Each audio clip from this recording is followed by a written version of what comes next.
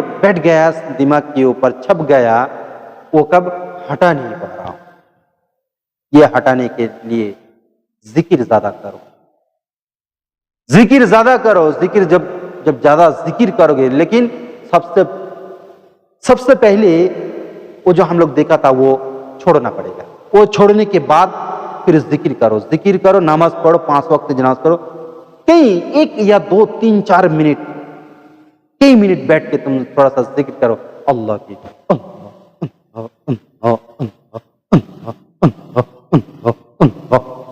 ऐसा जिक्र 1 से 2 मिनट तुम करो।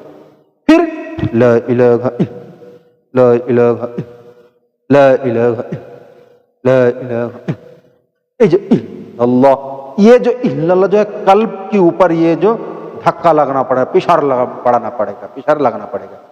जब ऐसा होगा तब देखना वो जो तुम्हारे दिमाग के अंदर जो बैठ गया, छप गया, वो तुम आहिस्ता आहिस्ता तुम निकल जाएगा इंशाअल्लाह।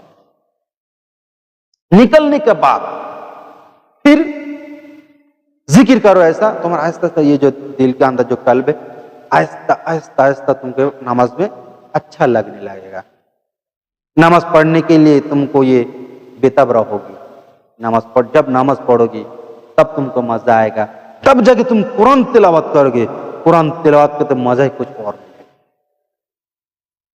हर टाइम तुमको हर इंसान को अच्छा लगे, तुम्हारा दुश्मन को भी अच्छा लगेगा। नहीं ये दुश्मन नहीं, ये मेरा दोस्त है, ये अच्छा है। जब ऐसा कल्ब बनाओगे, दुनिया हम सब लोगों के कदमों में आके गिर जाएगा। तब जाके कोई बहस, कोई जंग करना नहीं पड़ता है। क्योंकि अब हम लोग मार क्यों खा रहा है, कुरान क्यों बंद हो गया, कुरान पढ़ना छोड़ दिए हैं, कुरान के ऊपर इतना अत्याचार क्यों हो रहा है, मदरसे के ऊपर इतना अत्याचार क्यों हो रहा है, मस्जिद के ऊपर इतना अत्याचार क्यों हो रहा है? क्योंकि हम लोगों की जिंदगी का अमल का ये कारण है। मेरे दोस्तों, चाहे कोई मानो चाहे ना मानो, लेकिन हकीकत यही है। मेरे ऊपर गुस्सा करके या मेरे को गाली देकर आपको कुछ नहीं मिलने वाला, लेकिन हम लोग अगर सुधर जाए तो बहुत कुछ मिलेगा इंशाअल्लाह। मुझको गाली देके तुमको कुछ नहीं मिलेगा। शिरिक, बिदअत, ये जो फितना फासद लेके हम लोग जो भाग दौड़ कर रहा है ना, याद रखना ये किसी कौम का एक साजिश है। उस इंसान का ये जो साजिश प्लान करके, षड्यंत्र करके हम लोग दिल के अंदर ऐसा गलबा, ऐसा गंदगी पैदा कर दिए हैं। जो गंदगी लेकर नमाज तो पढ़ रहे हैं लेकिन मुंह में दाढ़ी है, कुरान भी खूबसूरत तिलावत करता हूं लेकिन ईमान नहीं है। ईमान बिना ईमान लेके नमाज पढ़ रहा हूं। जब जगह कोई जगह विरोध कर रहा हूं तो मेरे ऊपर मुंह पे ऊपर थूक रहा है सब इंसान। क्यों? कोई इज्जत नहीं है। नमाज पढ़ रहा हूं लेकिन फिर भी कोई इज्जत नहीं है। इज्जत मिलेगी कैसे? इज्जत मिलेगी कैसे बताओ? इज्जत पाने के लिए इज्जत मिलना भी बहुत जरूरी है। ऐसा नहीं है जो इंसान नमाज सलात को अदा करे और नमाज को कायम करे। अदा करना अलग चीज, नमाज पढ़ना अलग चीज, और नमाज को कायम करो। कुरान में यही कहा है, नमाज सलात को कायम करो। लोग एक कायम का मतलब क्या है? कामयाबी बनो नमाज में। नमाज में जब कामयाब बनोगे तब जाके तुमको सब कुछ ये दुनिया के हल मिलेगा। तब तुमको जाके तुमको लोग मोहब्बत करेगा। तब जाके मेरे को तो ये तो इज्जत करेगा ना।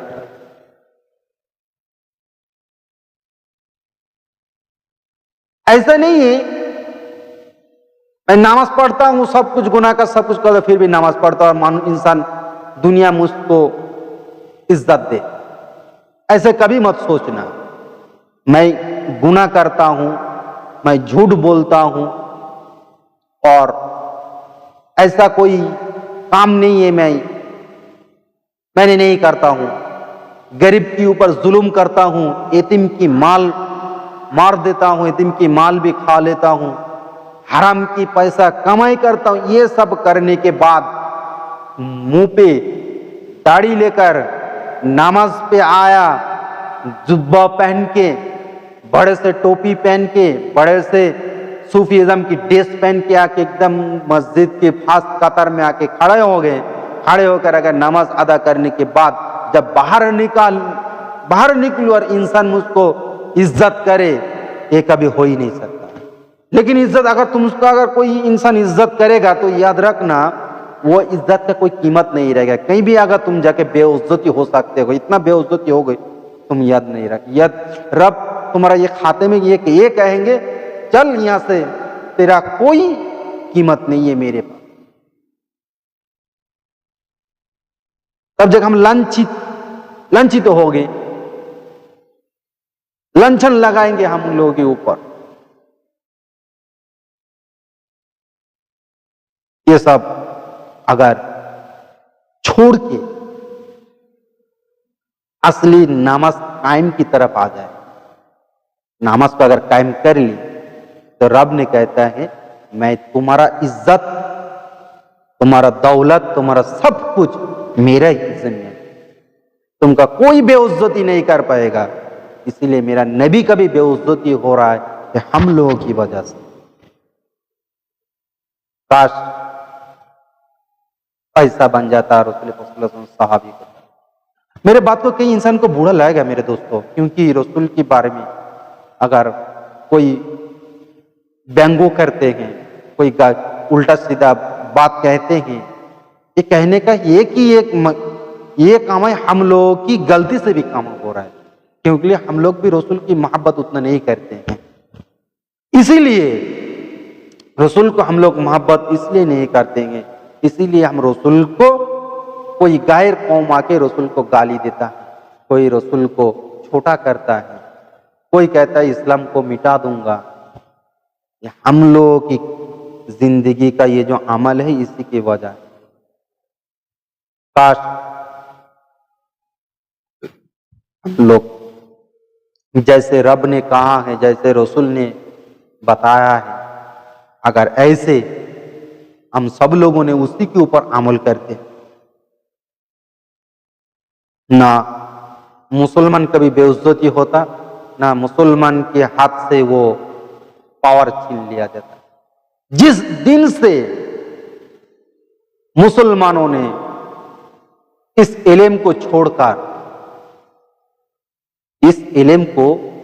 छोड़कर किसी अपना मनमानी को, खुद को कुछ कायम किया, खुद को कुछ बनाया, अपनी मनमानी अगर वो कुछ बनाया तो याद रखना उस दिन पर, इसीलिए हम लोगों को जिंदगी से वो जो पावर था उस पावर हाथ से निकल गया। ये थोड़ा लंबा कहानी है, शॉर्ट में मैं बता रहा हूं। इस जो दुनिया के अंदर जो हम लोग जिल्लत हो रहा है, ये हम लोगों की वजह है, हम लोग ही इसका जिम्मेदार हैं, वह कोई नहीं है। नमाज को, सलात को कायम करो। सलात जब तुम कायम कर पाओगे तो उस दिन से, उस टाइम से रब ने तुम्हारा जिंदगी, माल और दौलत का और जान का, सबका हिफाजत रब ने करेगा। रब ने बताया। अगर और भी कुछ कहने का था लेकिन टाइम नहीं है, लगभग 1 घंटे के करीब हो चुका है। इंशाअल्लाह रब ने जितना बोलने का मौका दिया मैंने बताया। सबसे पहले मैंने जो बताया, तुम लोग सुनने से पहले, तुम लोग जितना सुने तो सुने हो, उससे पहले मेरे को उसके ऊपर उससे ज्यादा अमल करने का रब ने तौफीक अदा। तो सब लोग मेरे लिए दुआ करना। हम सब लोग, मैं सब पूरा दुनिया के लिए मैं दुआ करता हूं, सब लोग मेरे रसूल की कदमों पे आ जाए और रसूल की गुलामी करें, रसूल के पास आने के लिए। और जो हम लोग ये सारा दिन भर शिरक बिदअत कहते रहते हैं, इसी से ईमान को इसी की ये बात करने से ईमान के ऊपर हम लोगों को गलबा पैदा हो जाता है, गलत पैदा हो जाता है, इसलिए ईमान से छूट सकता है। जो सही है वो बताओ। जितना हो सके रसूल को इज्जत करो, लेकिन रसूल को कभी खुदा मत बनो। सिर्फ इतना ही, रसूल को कभी खुदा मत मानना, बाकी सब कुछ मानना। ऐसा सोच रखना। अली ओलियों की अगर बदनाम करने से पहले सबसे पहले यह सोचना, ये ओली बनने के लिए कितना मेहनत करना पड़ता है। एक दिन करके देखो, फिर जाके ओलियों को, पीरों की दरबार में, पीरों के बारे में तुम उल्टा सीधा बोलता रहे। जब तुम ये कहोगे तो कभी सोचना चाहिए, किसी के बारे में सोचा नहीं है, लेकिन पीर के बारे में तुम लोगों ने उल्टा सीधा बोलता रहते हैं। ये शिरक है, ये बिदात है, कभी सोचो जरा। शिरक बिदात किससे होता है और किससे नहीं होता है। जिस दिन ऐसा सोच पैदा करोगे तो इंशाअल्लाह पूरा समझ में आ जाएगा। नहीं तो क्या होगा, इससे विवाद पैदा होगा। अगर ईमान लेके नमाज पढ़ूं, नमाज को सलात अदा करूं, तब जाके कामयाब बनूं। बगैर ईमान लेकर अगर नमाज पढ़ूं, सलात पढ़ूं, तो याद रखना इसका कोई कीमत नहीं है। जैसा गैर कौम है बिल्कुल वैसा मैं ही, सिर्फ नाम की वास्ते मैं मुस्लिम हूं, लेकिन ईमान नहीं है, नाम की वास्ते। वमा अलैना इल्लल बलाग। ये जो शिरक बिदअत जो है इससे दूर रहो। अस्सलाम वालेकुम रहमतुल्लाहि व बरकातुहू।